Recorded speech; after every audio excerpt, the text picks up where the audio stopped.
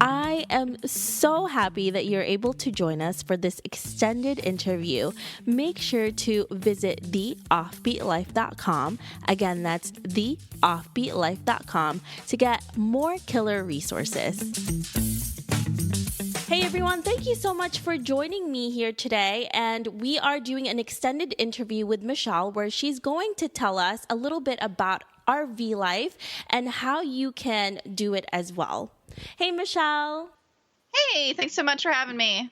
Can you tell us about how you started your RV life and why you decided to do this type of lifestyle? So me and my husband started RVing in 2015.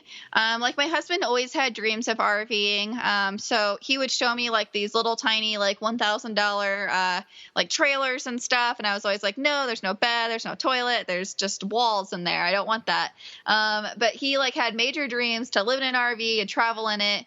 And eventually one day we decided like, let's just look at RVs. And the very first RV that I actually stepped in was the one that we ended up buying.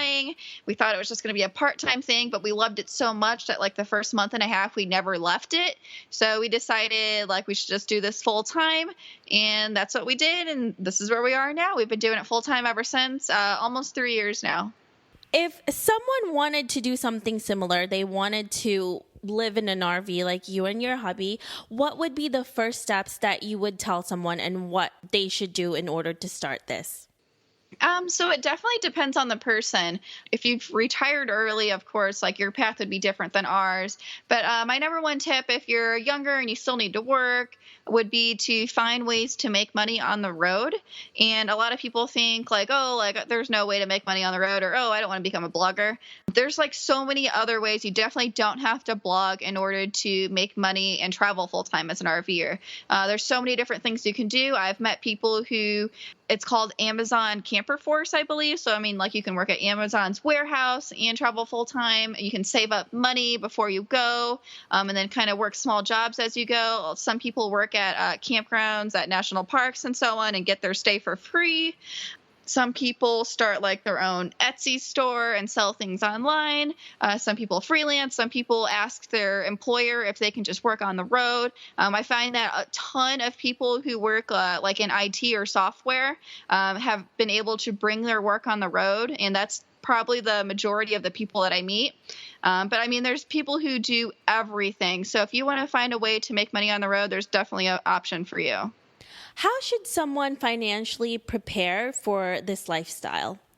So there's definitely a lot of things you would want to think about. I always like to point out to people because a lot of people think, so there's two types of people. People either think RVing is super, super cheap, or people think that RVing is super, super expensive and they can never do it. That is actually partially true on both ends. It can be as cheap as you want it to be for the most part, or it can be as expensive as you want it to be. We have parked next to like a $2 or $3 million RV, and then we've also parked next to like an RV that someone got for free from someone because that's how cheap it was.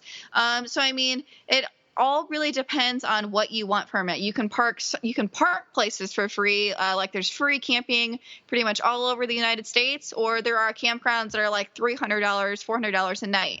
So, I mean, it all just depends on what you want and like what kind of budget you have. There's definitely a budget for everyone though. For someone who is in a budget, what would the cost be when you want to start and if you want to keep going with this?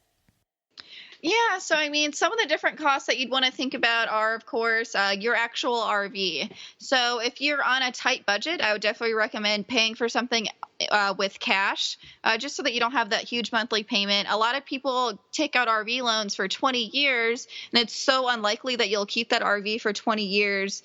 I definitely recommend paying for cash, or at least putting down a huge down payment if you can. And then the other expenses that you'd probably have to think about are, of course, where you're going to park it. So are you going to park at campgrounds, RV parks, RV resorts? Are you going to park on free land?